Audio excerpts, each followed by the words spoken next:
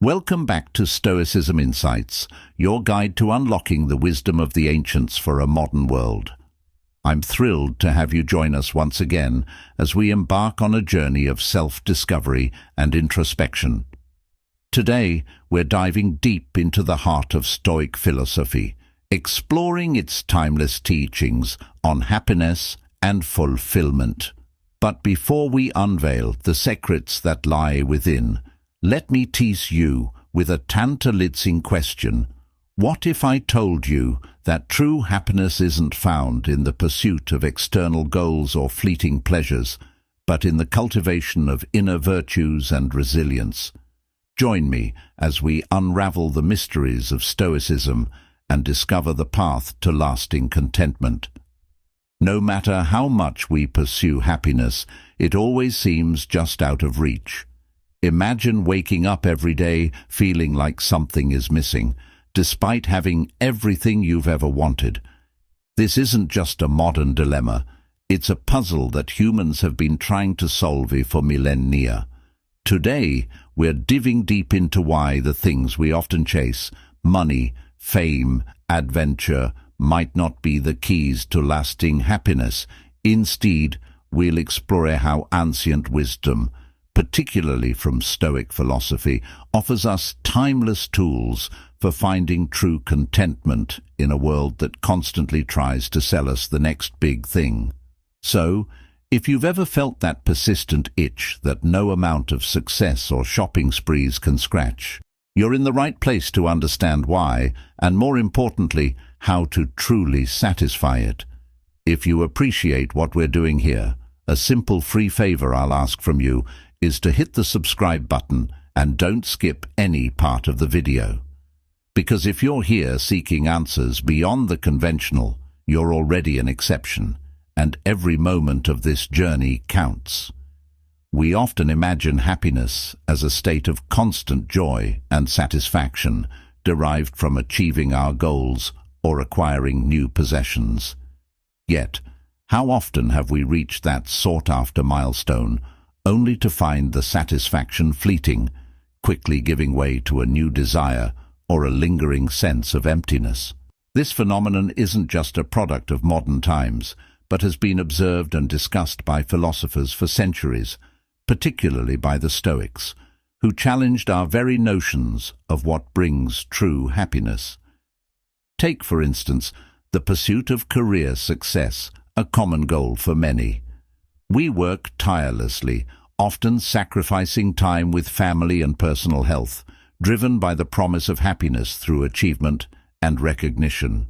However, when we finally reach the peak of our professional life, the anticipated happiness can sometimes morph into stress or burnout instead. Why does this happen? According to Stoicism, it's because we've anchored our happiness to external outcomes that are not only volatile, but also beyond our complete control. The Stoics taught that true happiness isn't found in external achievements or possessions, but in cultivating inner resilience and virtue. They believed that by focusing on our internal character and responses to the world, we could find a more stable and lasting contentment. This doesn't mean that Stoics were against pleasure or success. Rather, they emphasized not becoming dependent on such externalities for our happiness. This wisdom rings particularly true when we look at personal relationships. We often expect our friends, partners, or family members to be sources of constant happiness and support. Yet every relationship experiences ups and downs. Misunderstandings and conflicts are inevitable and can turn what we believe to be a source of great happiness into a source of distress. Here again, Stoicism provides a valuable lesson. While we cannot control others' actions or feelings, we can control our reactions and adapt our expectations. Even our leisure activities like vacations, which we plan meticulously to escape the routines and stresses of daily life, can unexpectedly turn into sources of distress. How many of us have experienced the frustration of cancelled flights, bad weather, or simply not feeling as relaxed as we anticipated? Once again, The Stoic approach would advise us to focus on our internal state rather than external circumstances. It teaches us that our mental and emotional preparation for handling unforeseen challenges can significantly impact our experience of happiness or distress. In exploring these examples, it becomes clear that distress often follows happiness, not because our lives are flawed or because we fail to achieve what we desire, but because our expectations of unmitigated, continuous happiness from external sources are unrealistic. The Stoic philosophy encourages us to look inward for stability and peace, reminding us that our capacity for happiness is not dictated by our successes or failures, but by our ability to maintain tranquility and virtue in the face of life's inevitable fluctuations. This shift in perspective might just be the key to transforming our experiences of distress into opportunities for personal growth and deeper satisfaction. We're naturally inclined to seek things that give us pleasure and avoid those that cause us pain. But what if I told you that this very instinct, while seemingly beneficial, often leads us into a trap where the more we chase pleasure, the more elusive it becomes. It's a bit like chasing the horizon. No matter how fast you run, you never quite reach it. Now, this isn't a new idea.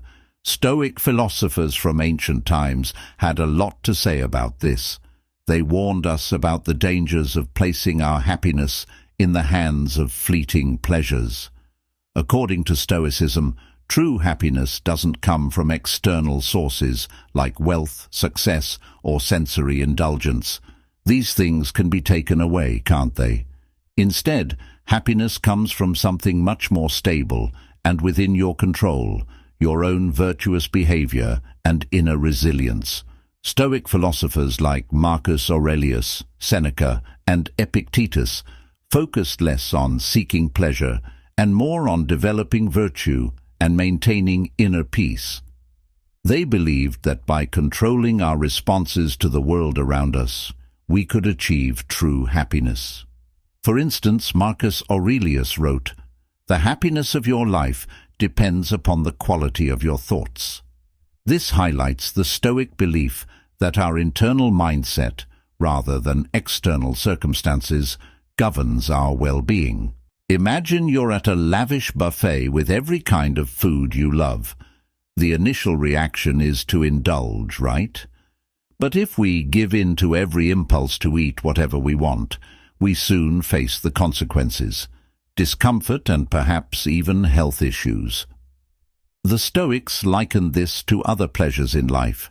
Indulgence might offer temporary satisfaction, but it often leads to long-term problems when not managed wisely. This is where the concept of moderation comes in, a key Stoic value. And let's dive deeper into something more contemporary, like social media.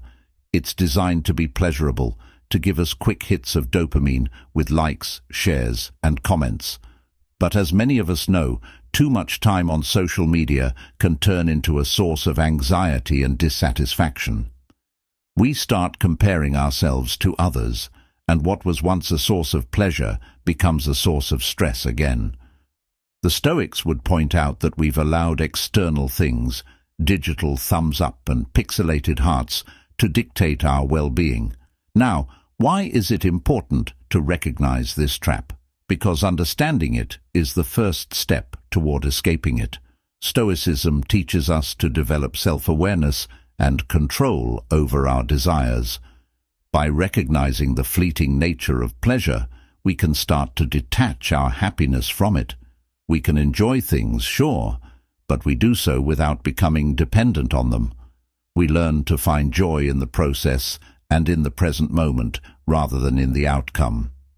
Stoicism doesn't just ask us to restrain ourselves for no good reason.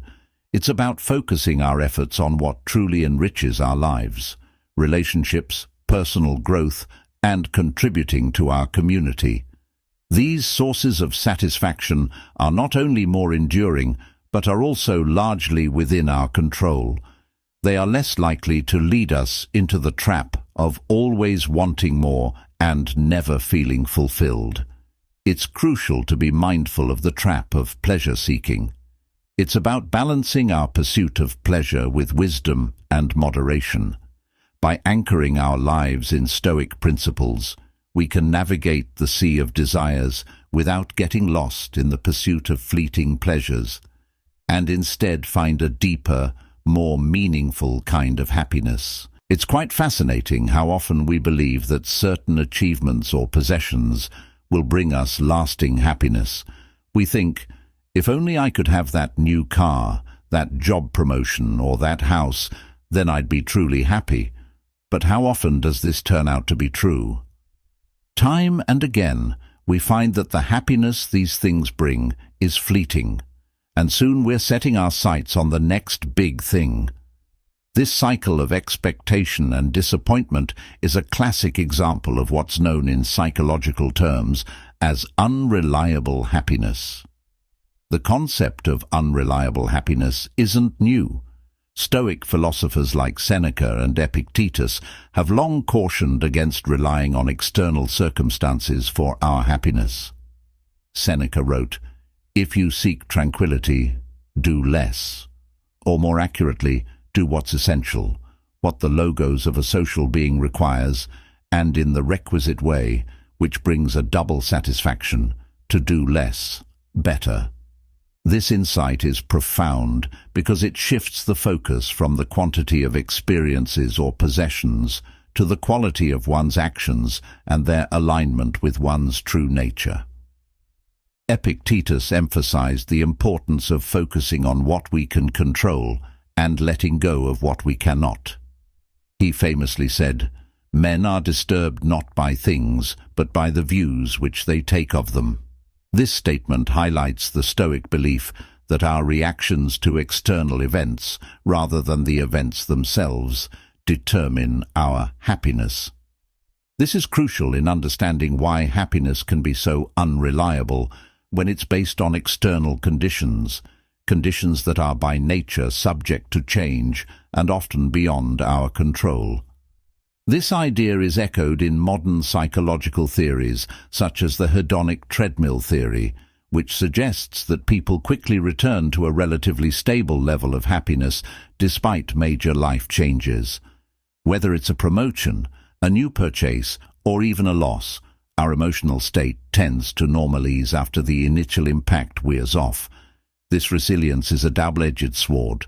It helps us recover from negative events, but it also means that the positive gains from new acquisitions or achievements are only temporary boosts to our happiness. The Stoics offer a way out of this cycle by advocating for a life focused on virtue and internal fulfillment rather than external success and possession. They teach us to cultivate qualities like resilience, temperance, and courage, which can sustain us through life's ups and downs. This approach to happiness is reliable because it's rooted in our own actions and attitudes, which are within our control, rather than the whims of fate or the market. Moreover, engaging with the world from a Stoic perspective means seeing every experience, whether good or bad, as an opportunity to practice these virtues. For example, a setback at work can be a chance to practice patience and resilience, while a financial windfall can be a test of our ability to manage success with humility and wisdom. In a world that often equates happiness with material success and sensory pleasure, Stoicism offers a compelling alternative. Find contentment in your own character and actions. By doing so, we can achieve a form of happiness that is not only more durable, but also more profound, because it is not subject to the unpredictable nature of external circumstances. This kind of happiness isn't just more reliable, it's also more fulfilling because it aligns with the deepest truths about what it means to live a good life. When we think about pleasure, it's tempting to go for the immediate gratification, the quick fix. But as we've seen, these kinds of pleasures can be fleeting and often leave us feeling empty or even craving more. This is where Stoic wisdom comes in handy. The Stoics teach us that not all pleasures are created equal, and that making deliberate choices about the pleasures we pursue can lead to greater and more lasting satisfaction. First, let's consider what kind of pleasures there are. There's sensory pleasure, like eating a delicious meal or enjoying a warm, sunny day. Then there are deeper, more intellectual pleasures, like reading a good book or engaging in meaningful conversation. The Stoics didn't denounce pleasure outright. Rather, they advised us to focus on those pleasures that support our personal growth and align with our values. Marcus Aurelius, a Roman emperor and Stoic philosopher, counseled moderation and vigilance with pleasure, not letting it become the master of one's actions. When choosing pleasures, it's essential to ask ourselves, does this pleasure contribute to my well-being? Will it benefit me in the long run, or is it just a momentary delight? Pleasures that align with our personal growth and long-term goals tend to be more fulfilling. But how do we make these choices? It begins with self-awareness, understanding what truly makes us happy beyond societal expectations or superficial desires. This is where Stoicism provides a helpful perspective. By focusing on our inner lives and cultivating virtues such as wisdom and self-control, we can better navigate the landscape of pleasure. Seneca, another Stoic philosopher, wrote extensively about the importance of aligning pleasure with nature, understanding what is naturally good for us as rational and social beings, and acting accordingly. Moreover, choosing pleasures wisely also means being mindful of the potential consequences of our choices. Every decision to pursue a pleasure can have repercussions, some more serious than others. Engaging in excessive leisure, for instance, might detract from time that could be spent on more fulfilling or necessary tasks. Here, the Stoic practice of reflection is beneficial. Reflecting on our day and the choices we made can help us understand our motivations and prepare us better for future decisions. In our pursuit of pleasure, it's also beneficial to consider the impact of our choices on others. Stoicism teaches the value of community and the interconnectedness of our actions. Choosing pleasures that also benefit others, or at least do not harm them, is a way to enhance our own lives and contribute to the greater good. The art of choosing pleasure is about finding balance. It's about recognizing that while pleasure is a natural and important part of life, it should not be the sole focus. By integrating Stoic principles into our decision-making, we can pursue pleasures that are not only enjoyable, but also enriching. This way, we cultivate a life that is not only pleasurable, but also meaningful and good, reflecting the best of what it means to be human. As we draw near to the end of our journey, I hope you've found our exploration of Stoic philosophy enlightening and inspiring. Remember, true happiness is not a destination, but a journey inward, guided by the principles of wisdom and virtue. If you've enjoyed today's discussion and want to delve deeper into the wisdom of Stoicism, be sure to subscribe to Stoicism Insights and explore our other thought-provoking videos. Until next time, may you find tranquility in the pursuit of virtue, and may the wisdom of the Stoics guide you on your path to a life of meaning and fulfillment. Thank you for watching, and see you in the next episode of Stoicism Insights.